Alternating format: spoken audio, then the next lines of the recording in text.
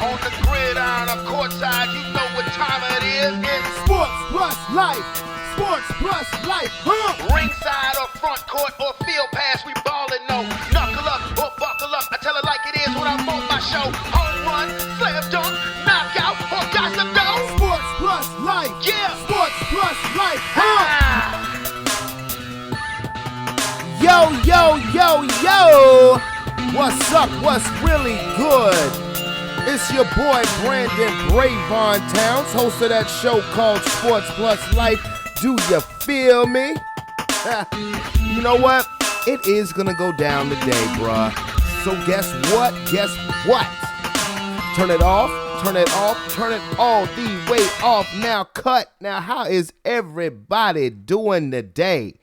I'm going to be real with you. First, please allow me to reintroduce myself. My name is Brandon Brevon Towns, host of that show called Sports Plus Life, that there sports podcast where we talk about all of the necessary topics in sports and all of the necessary topics in life. Now, to be honest with you, I wasn't even going to do a show this week just because, it's Tuesday, and usually I do the show on Mondays, and so I did, I was shopping out, with the kids, shopping, bought them some clothes, we went out to get something to eat, and it was just kind of an off day. And then today, I just was like, you know what, maybe I just need to just skip the show for a week. Football is just over with, and, take kind of a week off just to chill, because honestly, I really just felt like relaxing. But, no. I'll explain later, but I heard some things that just made me say, I got to give my opinion.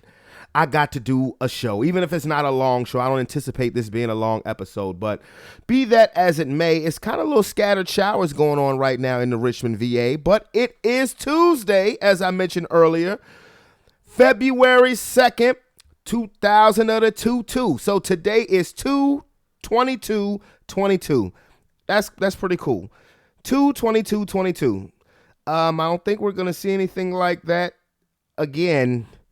That's not going to happen again for another over 100 years. No. Oh boy, I'm wrong.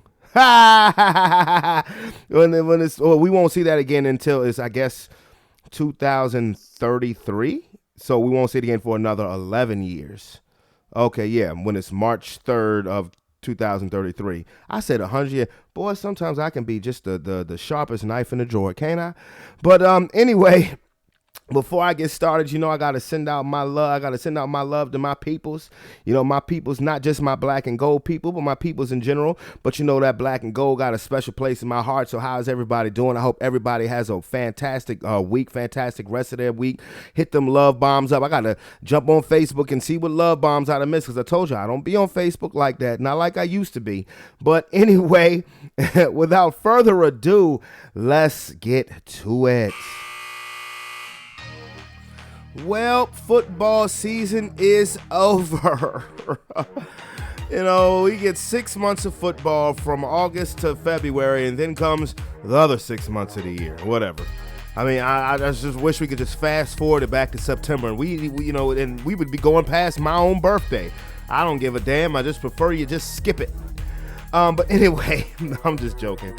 But it is time now for me to put my focus in on the National Basketball Association, the NBA, and there was a lot of stuff going on during the Super Bowl week, of course, with the trades, of course, the massive trade between Brooklyn and Philadelphia 76ers that included James Harden for Ben Simmons. Those were the two main principals involved in the trade, Harden for Simmons. But now we're getting into buyout mode. Like, basically, this is what's happened with the NBA over the past couple of seasons. Once a specific player gets traded and I guess he doesn't want to go or he doesn't want to play there, this is, the player empowerment, which I don't have a problem with, but some of the players just take it too far. And they get bought out and they get picked up by a team, a contending team, more or less. So, the only one of note that has happened to thus far this season is Goran Dragic, who was traded to the San Antonio Spurs, and the Spurs, for all intents and purposes, are not going anywhere. So they bought out his contract, and now he has just signed with the Brooklyn Nets, giving Brooklyn definitely some depth at the point guard position. And if I was the Phoenix Suns right now, I would have thought long and hard about bringing him back, given the fact that we just found out that Chris Paul is going to be out 6 to 8 weeks with a fractured thumb. Now, he did play briefly in the All-Star game, just for 2 minutes. I believe he was on Team LeBron, and that's a big blow because it's only 7 weeks left in the regular season. Only 7 weeks left. Now, Phoenix has about a 6.5 game lead on Golden State for number one in the West. So having a point guard like Dragic could have definitely been a plus for you. Now, I'm not saying that Phoenix is going to, fall off the wagon. I think that Phoenix is a very well-coached team. They have, of course, the best record in basketball at 48-10 right now, but that's a big loss. But the good thing is, let's say that you just fall. Let's say if you are to take any type of a fall, that you would just go to number 2 and Golden State would pick up that number 1 seed. The good thing is Chris Paul is going to be well rested. He'll have between 6 and 8 weeks to rest his legs. I'm pretty sure he'll be traveling with the team, but he has time to get his body right for the playoffs. And this is an injury definitely if it had to happen, you definitely would want it to happen during the regular season and not in the playoffs. And like I said, the Suns have built up they have a 6.5 game lead over Golden State for number 1 in the West. So that'll be interesting to see. But the main thing that I wanted to talk about, and I actually wanted to talk about this a couple of days ago, was, one reason, it's hard to divulge of who won the Nets-Sixers trade. I thought that initially I thought that the Nets won the trade, but it really depends on what happens in the offseason. It really depends on, not just the offseason, what happens in the regular season as well, because we don't know how James Harden and Embiid are going to play together. Everybody assumes that that's going to be great, but we make those assumptions all the time and are not always right. Now, as far as Ben Simmons is concerned, how ironic is it now that he is ready to come back and play, after all of the I'm dealing with mental health issues, really just because he didn't want to play with the Philadelphia 76ers. I'm sorry, I'm going to be honest with you. And me of all people, I'm not going to poo-poo on mental health because I know what it's like to deal with serious mental health issues. But what this comes across with Ben Simmons is that he just didn't want to play for the Sixers anymore. He couldn't man up to his responsibility, that he choked in the playoffs. He didn't like what Doc Rivers and Joel Embiid said about it, and he used mental health as a reason to get out of playing but still being able to get paid. I'm sorry, Ben Simmons, he handled that like a spoiled little brat. I'm being honest with you. And as a person who has dealt with mental health issues, I'm not going to cry mental health just so I can get out of doing something that I'm contractually obligated to do. I don't like that. But with that being said, if you talk about on just strictly basketball, yeah, that should really, the Ben Simmons is surrounded by nothing but shooters. Now, what really has been irking me is this New York mandate in regards to Kyrie Irving not being able to play. And last week, Adam Silver stepped up and said that the New York mandate makes no sense. Duh. Now listen. I'm not defending Kyrie Irving on not being vaccinated because I've said this for the last year and some change, almost 2 years. I think that every athlete should be vaccinated because of your job responsibilities.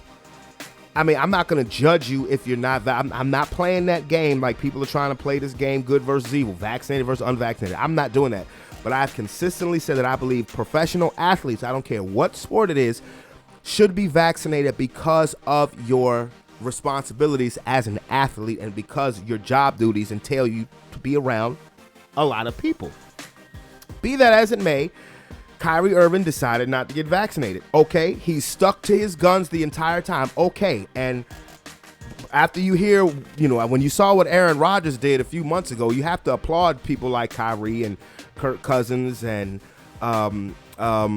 Carson Wentz for sticking to their guns and not lying about it. Now, my issue is the state of New York or the city, whatever, the New York mayor, New York politics, New York rule, whatever. Kyrie Irving has not been able to play in any home games because he is not vaccinated. But the state of New York allows people from road teams from other states, other cities, unvaccinated to come in and play the Brooklyn Nets or the New York Knicks.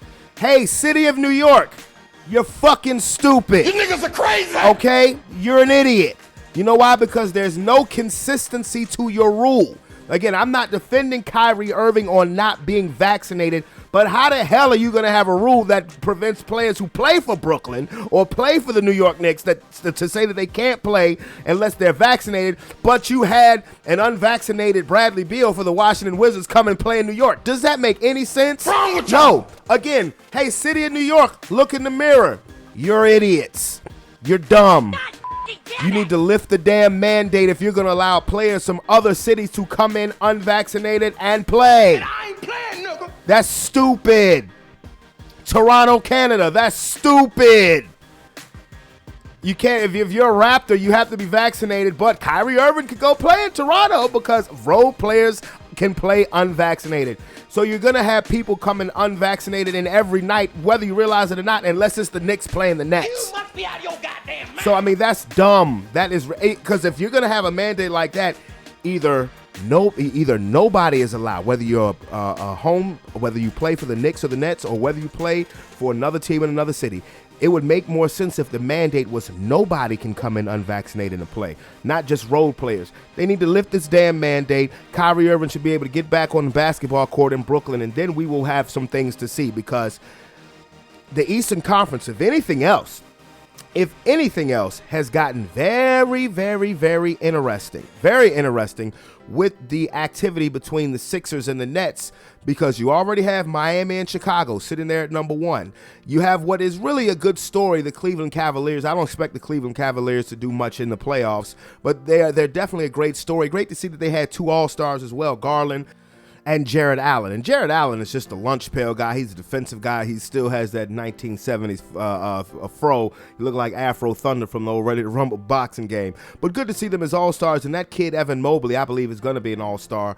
But like I said, I think that's more of a better story. I don't see them doing much. But I will say this. When I hear LeBron James talking about, oh, the door's not closed on me returning back to Cleveland after my career, if I'm the Cleveland Cavaliers and you've assembled that young talent and it's working, I would tell LeBron James, the door might not be closed for you, but it's damn sure closed to us. What do you want LeBron James coming back to Cleveland for, messing up their young chemistry, the young team that they got, and they're being successful? No. Finish your career in LA or wherever else, LeBron. Leave Cleveland the hell alone. They got something working. They don't need you there. I'm not saying that you're not saying that you would make any team worse, but no, they don't. Look, they don't need you there now. They don't. They're not the pathetic team that they were the first two times you left, by the way. Okay, but the Eastern Conference is definitely interesting, because right now you have Milwaukee at the 5 seed. I think they're going to move up. You have Boston, who has been red hot since looking pathetic the first 2/3 of the season. Boston is red hot. They've won 10 out of their last 11 games. They're sitting at the 6 seed. And we're still doing this whole play-in tournament stuff. Like, I'm really not a fan of the play-in tournament, personally. I mean, I guess it keeps up to 10 teams. You know, if you're seeded 7 through 10, you have a chance. Right now, currently 7 is Toronto. Brooklyn is number 8. That's not going to last once Kevin Durant and Ben Simmons get on the floor. Trust and believe that. The Charlotte Hornets, who knows? The Atlanta Hawks, who are kind of a disappointment, because last year, you know, they went to the Eastern Conference Finals and all that other great stuff. So you expected more from them. And then right on the outside looking in, if you will, are the Pacers and the Knicks. And the Knicks, gee whiz. I think the best an opponent feels when they play the Knicks is when they're down 20 points. If the Knicks get up by 20 points on you, rest assured, they will find a way to lose the game. That's this year's version of the New York Knicks. So the Eastern Conference definitely looks formidable. It definitely looks more formidable than the West, because I can legitimately see this as being a team that is 7 deep. One of these teams that you look to be a legit contender in the East could possibly have to play in the play-in game, even though, like I said, I see Cleveland as being a better story. If they were to get out of the first round, I would be absolutely stunned. It's going to be awesome that they made the playoffs. I mean, this will be the first time that they've made the playoffs without LeBron James on their team since, oh, good God. good God, since Sean Kemp was on the team back in the late 90s? If I'm not mistaken, I'm dead serious. Now, as far as the Western Conference is concerned, to me, 3 teams. Suns, Warriors, Grizzlies. That's it. That's really what the West consists of to me. Suns, Warriors, Grizzlies. I'm just looking forward to a Western Conference Finals showdown between the Golden State Warriors and the Phoenix Suns. The Lakers, it ain't gonna be the Lakers. I'm gonna tell you that right now. It's not gonna be the Lakers. No moves at the trade deadline. So this is a team that we have to ride with. You know, it is what it is. But yes, Phoenix, Golden State, and Memphis, because that young Memphis squad, I like them, man.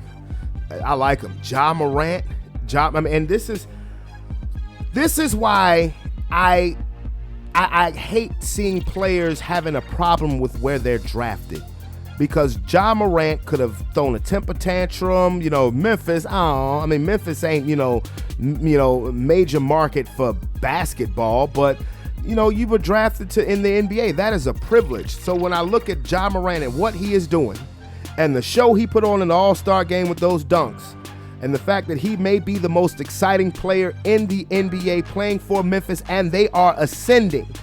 They are a powerhouse now.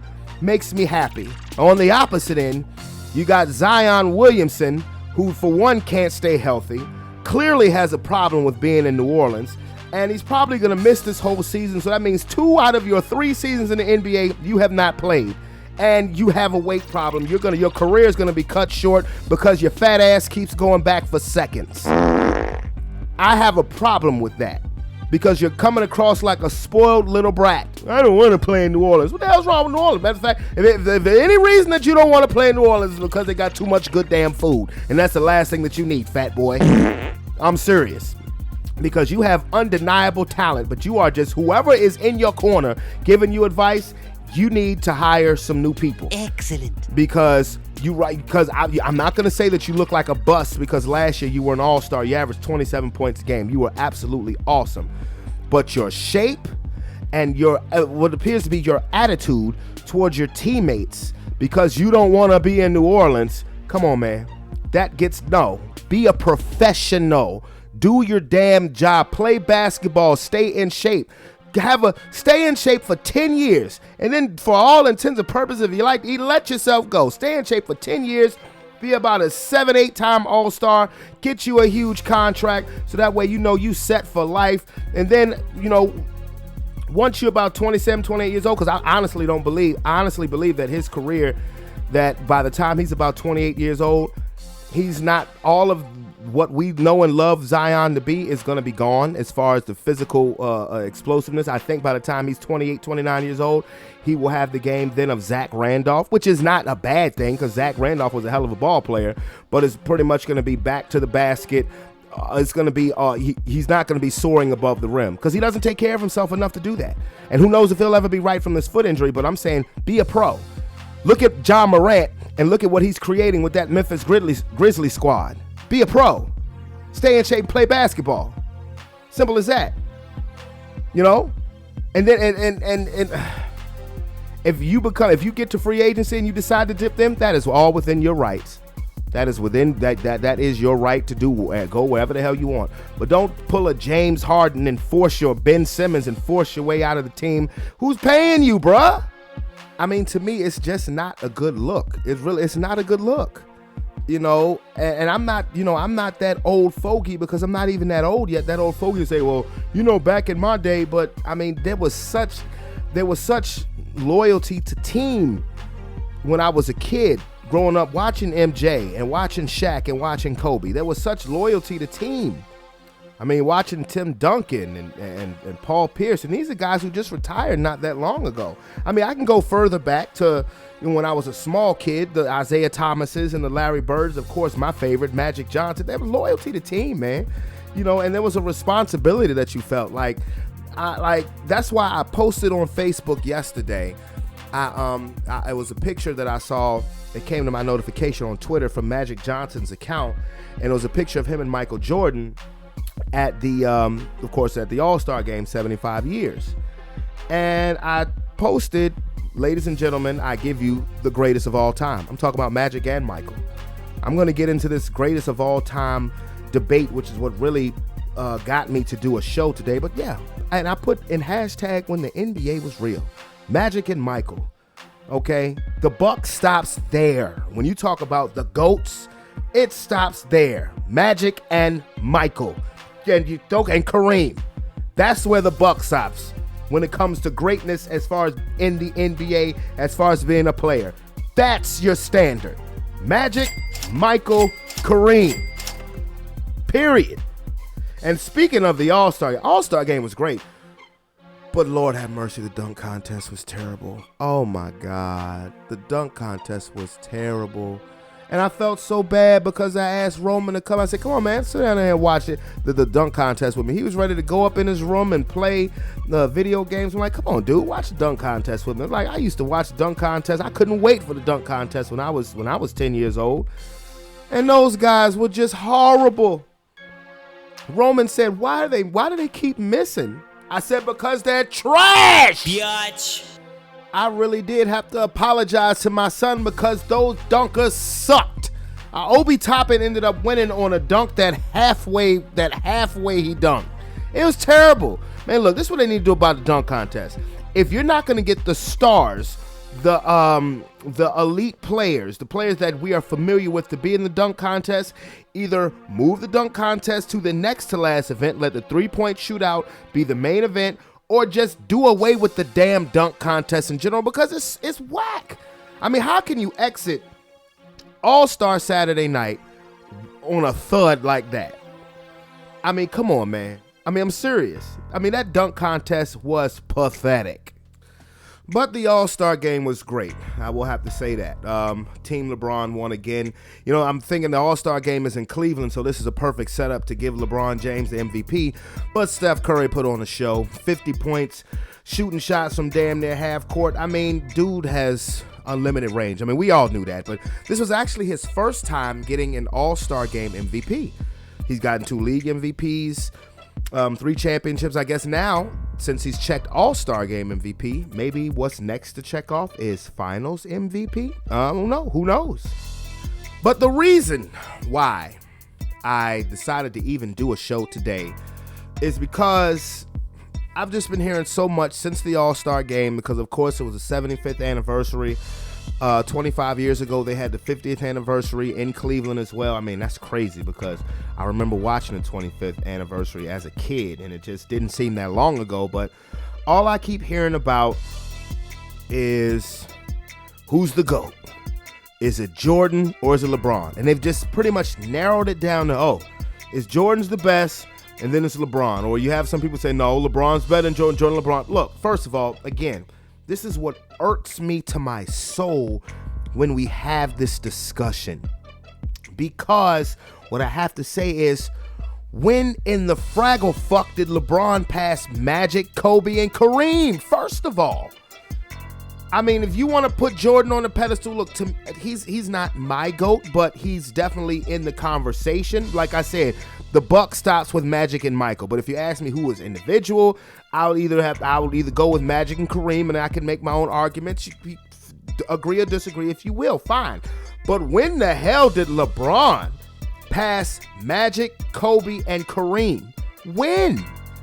I understand that I'm not poo-pooing on any of his accomplishments. I'm especially not poo-pooing on the way he is playing in year 19 and 37 years old. It is absolutely sensational. I'm not poo-pooing on that. But I'm looking at win-loss ratio. Look, when he's gone to the finals 10 times. He has 4 championships. He's lost 6 NBA finals. Again, 4-time champion. I'm talking about Magic, Kobe, and Kareem. Magic, 5 chips. Kobe, 5 chips. Kareem, 6 chips. All-time leading scorer. Of course, now through the test of time and longevity, LeBron is going to pass Kareem for the all-time leader in points scored in the NBA. Okay, fine. But may I remind you, and I've done this before, but may I remind you of why I do not put LeBron James ahead of Kobe Bryant, why I do not put him ahead of a Magic Johnson, why I do not put him ahead of Kareem Abdul-Jabbar or Michael Jordan. Aside from all of those players having more championships, let's talk about Kobe Bryant. Let's talk about Kobe Bryant. When Kobe Bryant, the late, great Kobe Bryant, when he retired from basketball in 2016, he retired the third all-time leading scorer in NBA history. Now, let's make no mistake about this. In year 17, at the end of his 17th season, the end of the regular season, he had that ACL injury against the Golden State Warriors. Nobody seems to ever mention how in year 17, Kobe Bryant was averaging about 28 points a game. Nobody ever talks about that. Nobody ever talks about the fact that if Kobe Bryant never tears his ACL because he was overused by, by Mike D'Antoni, who should have never been the coach to begin with, that Kobe was overused. That's why his ACL blew out. And mind you, nobody ever talks about how if that injury never happens, Kobe Bryant most definitely retires the all-time leading scorer in the history of basketball. And what makes that even more, even the fact that, okay, the injuries did happen. That's the reality of the situation. Just the fact of him retiring third all-time in scoring, given the fact that the keys of the franchise were not handed to him from day one. Michael Jordan, Kareem Abdul-Jabbar, LeBron James, Wilt Chamberlain, Shaquille O'Neal. These guys were handed the keys to the franchise the minute they were drafted, the minute they walked through the door. They were the number one option on their team. Kobe Bryant did not become the number one option for his team, the Los Angeles Lakers, until his 9th season in the league. Let's think about this now.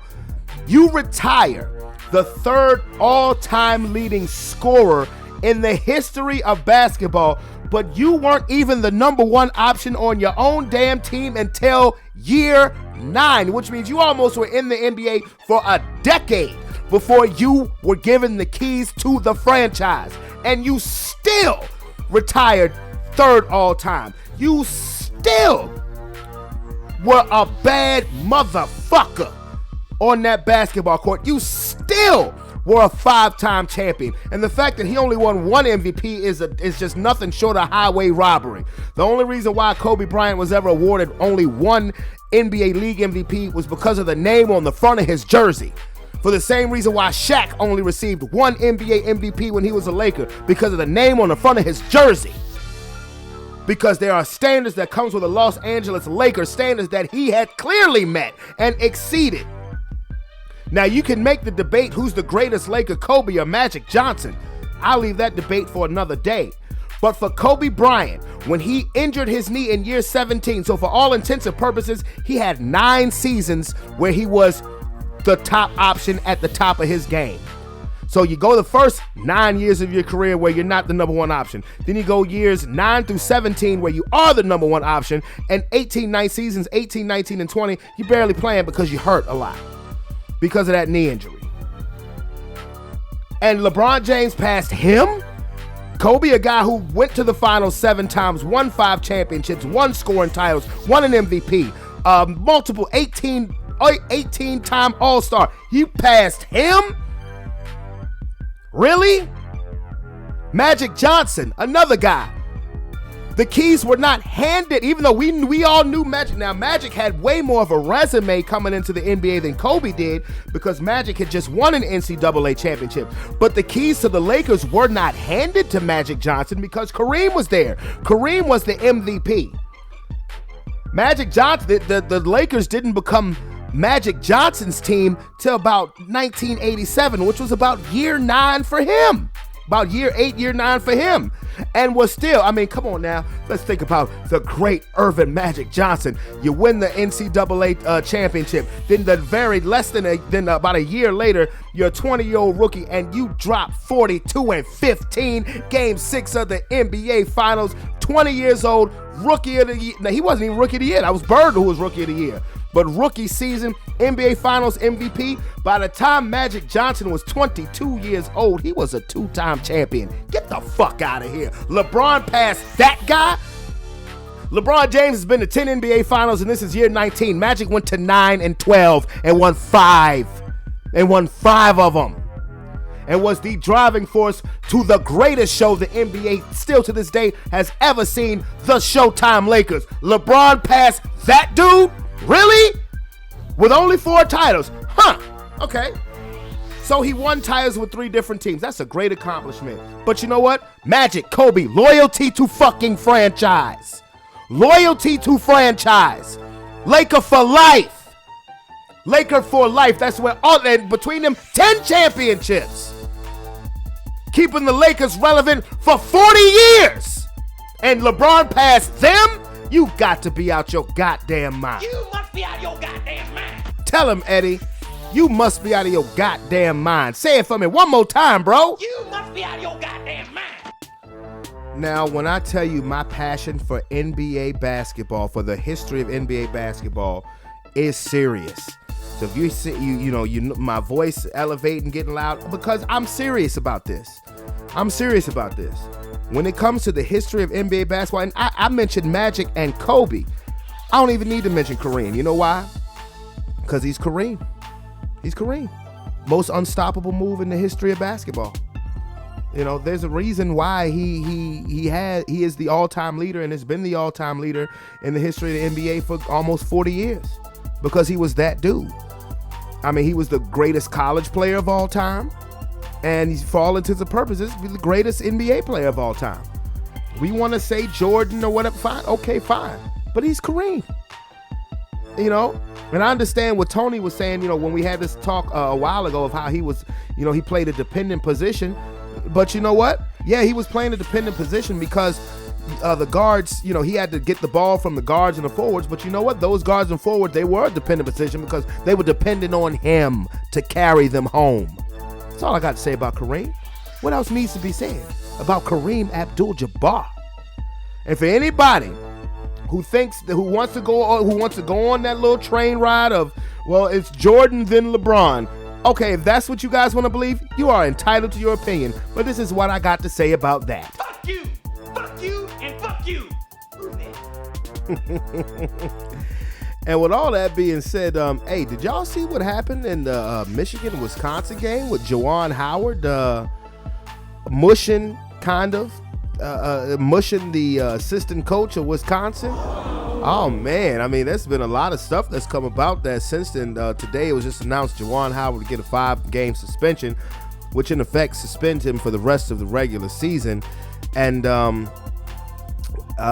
you know, it's about to be March. So, you know, y'all know I love my March Madness, but I'm glad that he wasn't fired. Now, the only issue that I have with Juwan Howard is that he was mad because, you know, the coach took a timeout. They were up double digits. But you know what? It ain't against the rules for you to coach for 60 minutes. Okay, if you want to, if you want to stop that, if you want to stop a coach from doing that, then, you know, have your players better prepared and go out there and beat their ass. Biatch. Now, what I will say, on the flip side, what I will say is, you're Juwan Howard, you're trying to walk by that coach, and that coach grab your arm trying to explain shit to you, and you already pissed. Nah, bro, don't touch me. Don't touch me. Keep your hands to yourself. Keep your hands to your damn self. Bye, bitch. And, you know, that's where things escalated. And once Juwan Howard, I don't know what that assistant coach said to him, but once Juwan Howard reached his hand over, and it wasn't a punch. A lot of people saying that he punched him. He did not. If you watch it, it was an open hand. It was a forceful open hand. But when he open-handed and he kind of mushed him and his head went back, that's when all hell started to break loose and the players started throwing punches. When the players started getting into the melee, and it was like, oh, hell.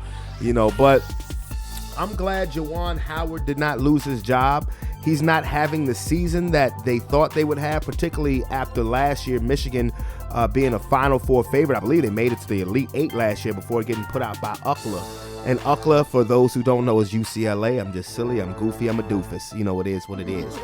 But yeah, that was crazy, man. I saw that. I was like, my Uncle Tuck hit me up, and he was like, did you see what Juwan Howard did? I was like, no, I didn't. So then I went and I checked it out. And I was like, whoa. I was like, wait a minute. I was like, Juwan Howard went back to them Fab 5 days. He thought Jalen Rose and Chris Webber was right there, had his back. He got mad as a buh. I mean, I'm serious. So, with that being said, you know, it's about to be the NCAA tournament. Okay, so, you know, during that St. Patrick's Day weekend, that's when we have the conference tournaments.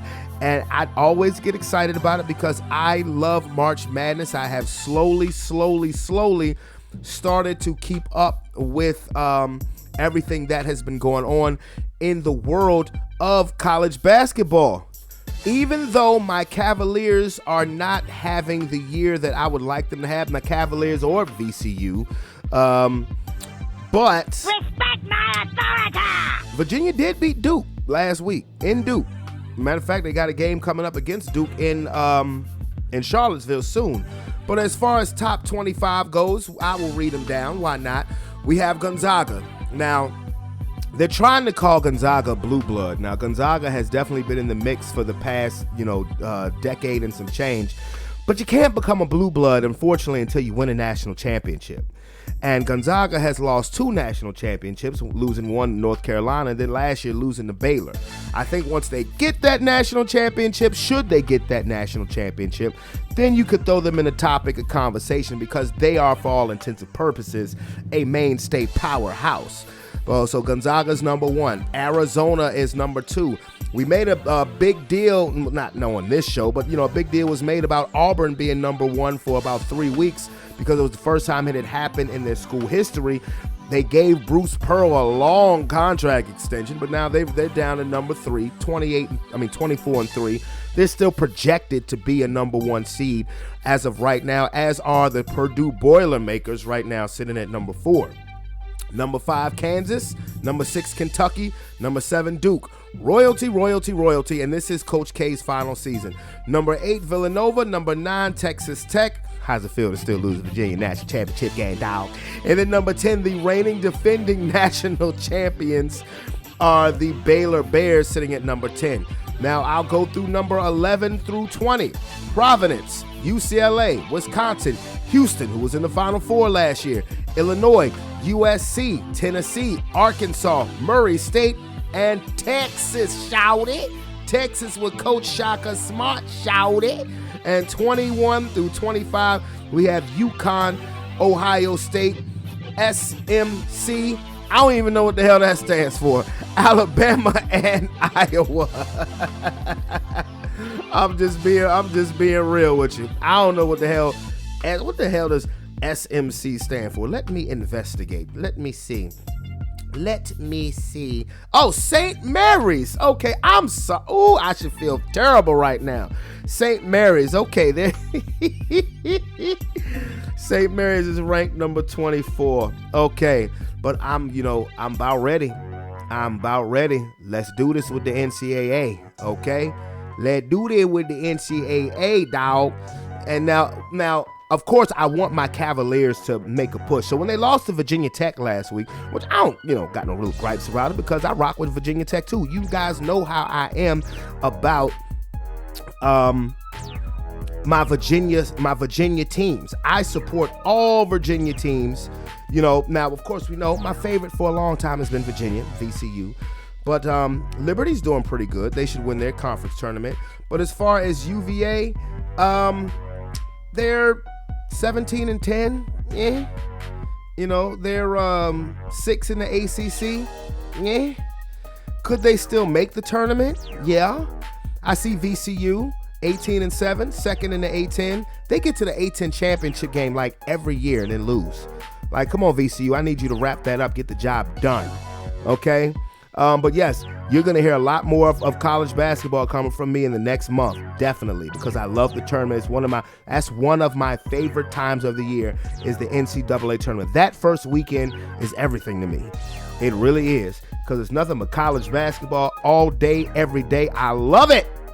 Now on CBS, TNT, True TV, TBS. I remember when they first kicked that off, my dad said, yeah, they're about 30 years late to that program, but hey, better late than never. You were absolutely right on that one, Dad. Now, I have nothing really to get in about the NFL. Interestingly enough, the lawsuit going on with Brian Flores, he was hired by Mike Tomlin. He is now a defensive coach, a linebackers coach with the Pittsburgh Steelers, and I'm so happy that Mike Tomlin did that, because you have other coaches that are considered to be great coaches, like the Belichicks and the Sabans. When they have a coach fall on hard times, they will bring them into their program and, pretty much get them right, rehabilitate. And I don't want to use, matter of fact, I don't want to use that word, rehabilitate them, but basically let them get their stock back up before they go off to be a head coach again. I mean, Nick Saban does it all the time. Bill O'Brien, he fell into shame with the Texans. Hey, come on here to Alabama. I'll put you on my staff. Steve Sarkisian, yeah, come on, I'll put you on my staff. Same thing with Bill Belichick.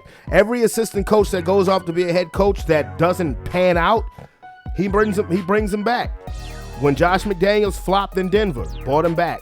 Matt Patricia, when he flopped in Detroit, brought him back. Joe Judge has been hired back with New England as a quarterback's coach. I don't know if that's good for Mac Jones or not. He did not bring back Brian Flores.